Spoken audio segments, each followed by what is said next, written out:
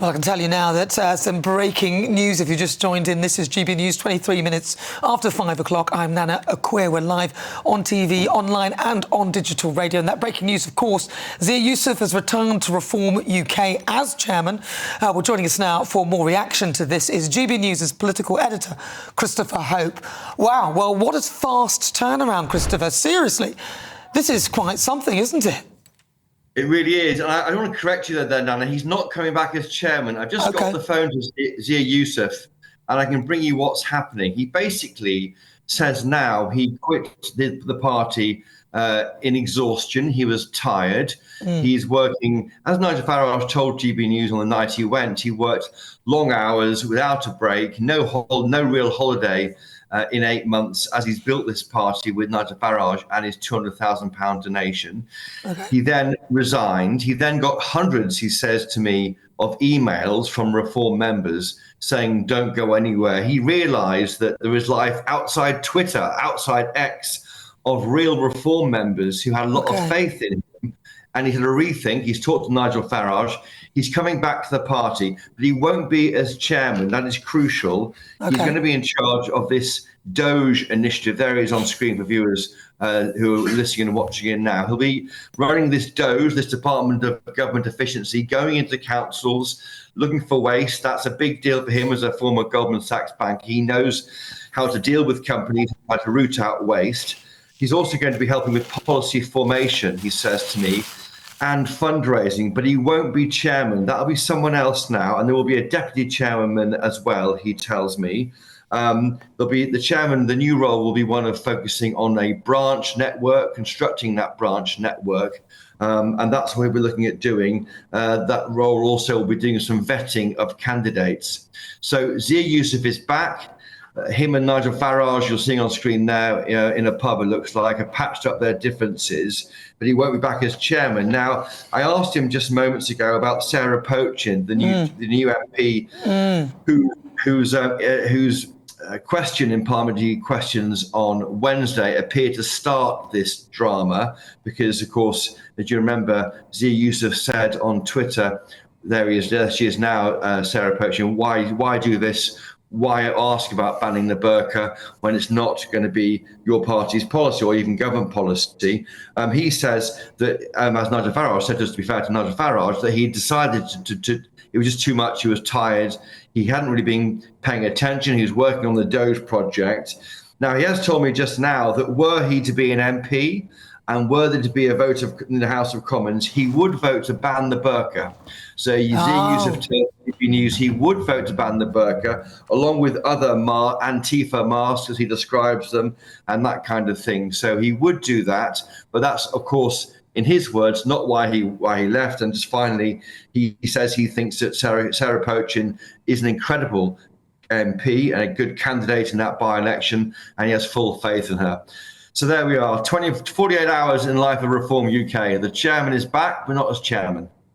Amazing. All right. Wow. So he's not back as chairman. He's back in another capacity, more a Doge-style capacity. Thank you so much, Christopher Hope. Thank you so much for that. OK, so if you just tuned in, of course, you join us just 27 minutes after 5 o'clock as we respond to the breaking news that Zia Yusuf has returned to the fold to Reform UK, not as party chairman, though. He is returning in a kind of a Doge-style role and will be looking at recruitment of candidates and so on and so forth. Well, joining me now to discuss that is columnist and broadcaster Lizzie Cundy and CEO of Youth Vote UK. Alex Kerr. Not above. Freudian slip there. Lizzie Cundy.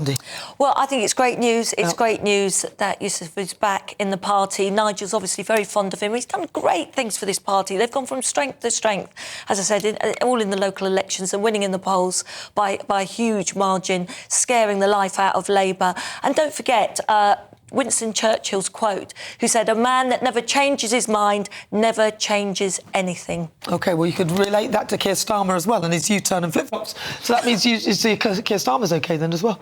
He's always changing his mind. Well, you can reference that for him. He lies a lot because he never follows through, but he's changing his mind. Well, I don't know. Some people would say that he's responding and changing his mind, just like you just mentioned. But human. I think it's shown a good human quality. But what I'm saying is that must relate to Keir Starmer as well. All right, go on, Alex Kerr. headlines. You've got about 20 seconds. Well, Christopher Hope just saying there that, you know, Zia Yusuf was burnt out and needed some time away. Well, ask for holiday, don't resign. This is what I mean. They don't know what they're doing. It's all a joke, all a fudge, and actually they're going to be found out by the British public very soon, I think. Hold on a minute. What you said?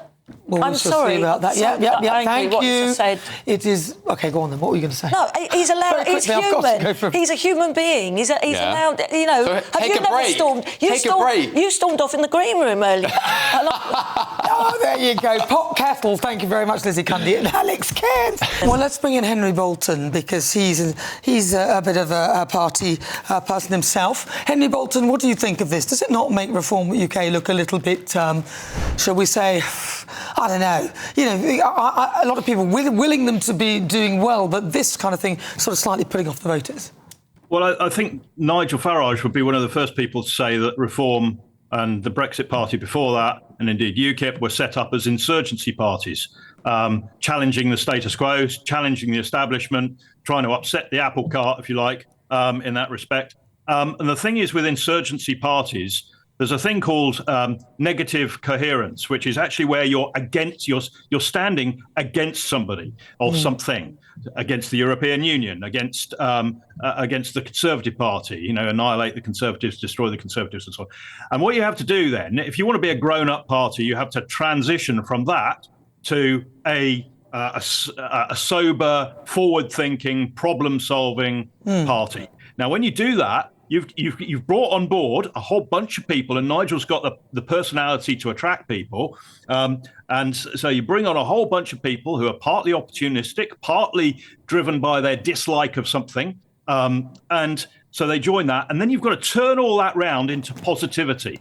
It's very difficult. And if you haven't, as actually no political party really does, if you haven't presented the nation and your followers with a clear vision as to where you want to take them, it's like all your supporters get on the bus and then they try and figure out where you're actually taking them. But listen, let's talk about you then, because you were a former UKIP leader. A lot of people say that Nigel Farage seems to have a habit of this, where people are, you know, they join the party and then they're high profile and then they have some sort of spat with them and then they go and then, you know, and some people suggesting that maybe his personality could be something that puts people off. You know, people look at this and they start to question Reform UK and whether it could be effective in government. Look, I like Nigel a great deal. We've had passionate arguments on some things over the years, but I like him. A lot of people do. Look, there's two things in leadership, and I'm going to talk sort of generally, but it applies to Reform as much as anything else, and this situation. Personality can attract people. Character, which is your vision, which is your integrity, which is your empathy, which is your resilience, your courage, and so on. All of these things, your ability to inspire people, that's character. The two things are different. A lot of people conflate it. Now, I would say Nigel has got personality in spades, but the vision, the inspiration to go somewhere, to unite effort, isn't always there. There's no front bench. There's no policy development going on. There's a whole range of things. Now, as long as that's the case, I don't see Reform actually managing to stop the internal turmoil. And I think... And when you say the internal turmoil, you mean of their own party? The turmoil within their own party? Indeed. If everybody knows where you're trying to go, then people won't sign up to it if they don't agree with it. So Rupert Lowe, Ben Habib, Zia, and, you know, there's all of this. It's unsettling, and it happens because there is no unity of direction. There's not an agreement as to where people are going and why they're going. I don't know whether that's true, Henry. I think there is a unity in direction. They all have strong feelings about mass migration, and I suppose under these new but still, you're saying, but it's still direction, isn't it? And how they want to deal with it. They do, to me, sound like they're going in the same direction, which is why I think a lot of people get a bit annoyed when they see infighting, because ultimately it seems to be those within the party all want the same thing. Well, I'm not sure that I entirely agree. I mean, it's very easy, as it was with UKIP, you know, get out of the European Union. Brexit Party, get out of the European Union. Single issues. We reform. Everybody on board with let's stop the immigration, let's stop the boats. Well, that's fine. But actually, where is the vision? Where are we taking the United Kingdom? Stopping the boats is one thing. Stopping immigration is one thing, and I totally sign up to that. But where is reform? I'm not a member of reform. I'm a member of the SDP. But where is reform taking the nation? What is the vision for the United Kingdom? I think perhaps they're taking reform in a direction that the people of the country want, rather than some ideological journey that's actually impossible to achieve. Listen, Henry Bolton, I could talk to you for ages. We're going to have to leave it there. But he was a former UKIP leader, that is Henry Bolton. His views on the breaking news that Zia Yusuf has returned to Reform UK. Well, joining me still, broadcaster and columnist Lizzie Cundy, and also CEO of Youth Vote UK, Alex Cairns. Alex, this is, in a way, though, a lot of people would have liked to see Zia stay in the party. So it is good news that he's able to come back, surely. At least the fact that people aren't so up themselves that they leave and they know, I won't come back. The fact that they're able to actually... Because it's difficult, isn't it, when you say you're going and then you change your mind to come back. That does show some sort of strength of character. But then every time they have a disagreement, is he going to resign and then come back, resign? I mean, where does it stop? Fundamentally, yes, he's a good communicator. Yes, financially he was helping the party probably when they needed it. And, he's a very smart, successful guy, no doubt. But where does this go? They are not a serious party if this happens. Look at the Rupert Lowe situation, the Ben Habib situation. Farage can't keep his soldiers in check. He just can't. He doesn't know what he's doing. You're wrong. You've got to stop saying that they're a joke party when they're streets ahead of the Labour Party. And the Labour Party have done the worst job since getting into government. You don't call this a joke, Lizzie Cundy? I think that it's great that he's able to say, you know what, I lost my temper and I want to come back. That shows humility. And I think there is a lot of strong personalities there. There's a lot of egos. Look, we see this with Elon Musk and Trump across the pond.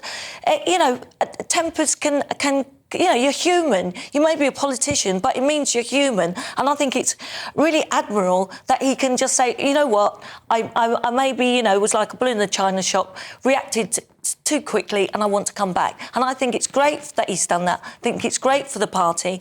And they are the only one party that are listening to the people. Can they afford to do that, though? Doesn't Nigel need to have a word with them all and say, look, if we're going to be serious, we need to be taken seriously.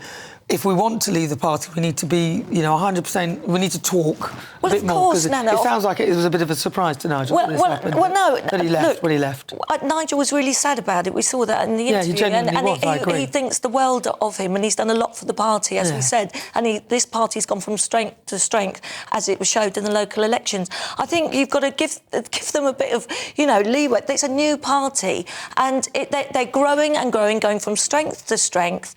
And sadly, because the Labour Party are very scared of reform, they're going to try and use this like you're doing. I think it's wonderful, and I'd like to see your point when Rachel Reeves... Final word to you. They're going from final word, because doesn't it show, though, that Nigel is actually quite a strong leader, because people do want to be associated with him, even if they're upset about something. See, it was, he went off, I don't like seeing people storm off like that. I think, to me, that's a little bit childish. He's returned, though, and he wanted to, and, does that not show that actually there's a bit of passion and a bit of commitment between all of them, and it sounds like they like each other, which I think is a good thing. What it shows is he's a dictator. If people don't disagree with him, what? Right? Yeah, it's true. If people disagree with him, look what happens. They have to leave. The only dictator it's all about is Nigel. It's all about... Let him finish. It's all about Nigel. It always has been. And are you telling me that Ben Habib, Rupert Lowe, even Zia a few days ago are all wrong about Nigel? I'm sorry. Nigel has charisma. Keir Starmer puts sheep to sleep. They jump over the fence. We don't need personality politicians. We need people with detail and could run a party. Well, he can't even run 5 MPs. Look at the joke of the party. Hold on a sec. He has 5 MPs still. Rupert Lowe has gone off somewhere else, OK? Zia Yusuf has returned to the fold because he obviously wants to be part of the...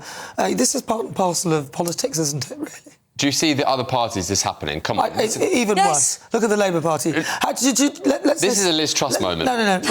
It is. Listen, we could talk about this for ages, and we will do more. We'll get more reaction.